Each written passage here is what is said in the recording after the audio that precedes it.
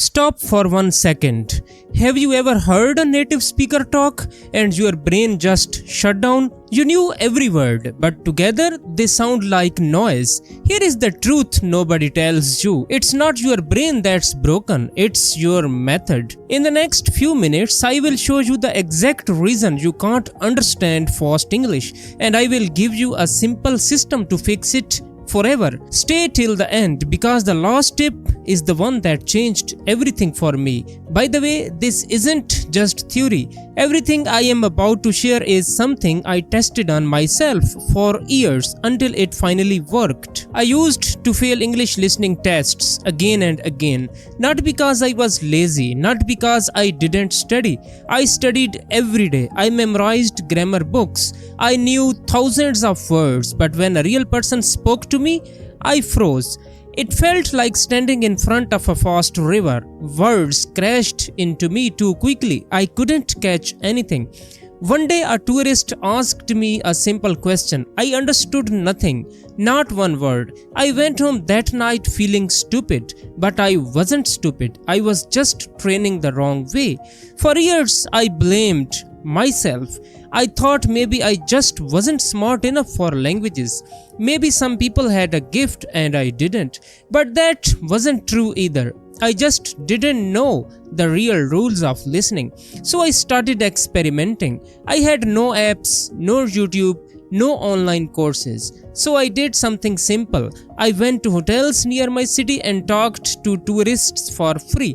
Why? Because I wanted real English, fast English, messy English, the kind you can't find in a textbook. At first it was painful. I misunderstood almost everything. I nodded along, pretending to understand when really I had no idea what was happening.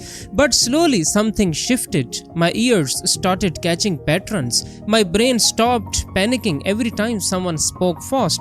That night changed how I learned forever. Here is something most teachers never explain. Native speakers don't speak in single words. They speak in sound blocks. What are you going to do becomes what you gonna do.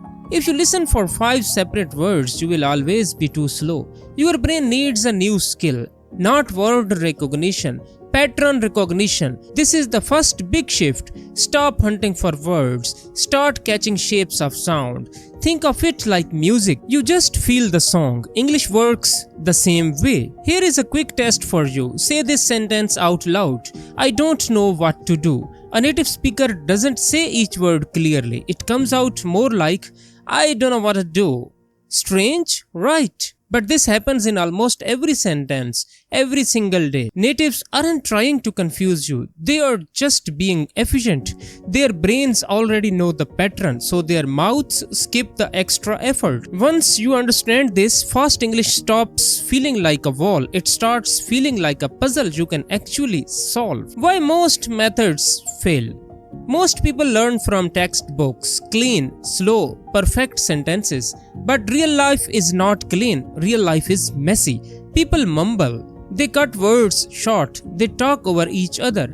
If you only practice with slow, perfect audio, you are training for a test that doesn't exist. It's like learning to swim in a pool, then jumping into the ocean. The waves will knock you down every time. So here is rule number 1. Train with real, fast, messy English, not perfect English. Yes, it feels hard at first. That's normal. That's the whole point. Think about movies, podcasts, interviews, or street interviews on YouTube. These are gold. People talk naturally there. They interrupt each other. They trail off mid-sentence. They use slang. This is exactly the kind of chaos you need to get comfortable with. Because real conversations, the ones you will actually have, look nothing like a textbook dialogue. The gym rule. Let me explain with a simple picture. If you lift light weights forever, your muscle never grow. You need to challenge them a little heavier, a little harder every single time. Listening works exactly the same way. If every audio you hear feels easy, you are not improving. Choose content that is a bit too fast for you, not impossible, just challenging. The first time you might understand only 20%. That's okay. That's normal. That's progress. Listen again. Your brain catches more. Listen a third time, even more. This is how real growth happens, not through comfort, through small daily struggle. And here is something important. Don't compare your day 1 to someone else's day 100. Everyone who speaks fluently today once sounded confused and lost, just like you might feel right now. The difference between them and people who give up isn't talent, it's that they kept showing up even when it felt impossible. The 3-step daily method. Now let's get practical. Here is exactly what to do starting today. Step 1. Pick one short video clip, just 30 seconds to 1 minute. Step 2. Listen to it without subtitles. Don't pause, just listen and feel the rhythm. Step 3. Turn on subtitles. Watch again, see what you missed. Then watch one more time without subtitles. Notice how much more you watch now. Finally, repeat the lines out loud. Copy the speed, copy the rhythm, copy the emotion. Do this every single day, just 5 minutes. In 2 weeks, something shifts. In 1 month, you will notice the change yourself. In 3 months, other people will notice it too. Be patient with yourself during this process. Progress in listening isn't always visible day to day. It's like watching a plant grow. You don't see movement every hour, but check back in a month and the change is undeniable. Small steps every day, that's the entire secret. One more tip here. Keep a small notebook or a notes app on your phone. Every time you hear a phrase you didn't understand, write it down. At the end of the week, look back at your list. You will be amazed how many of those same phrases show up again and again in everyday speech. That's because English, like any language, repeats itself. Learn the common patterns once and you will start recognizing them everywhere. Now, the hidden trick nobody talks about.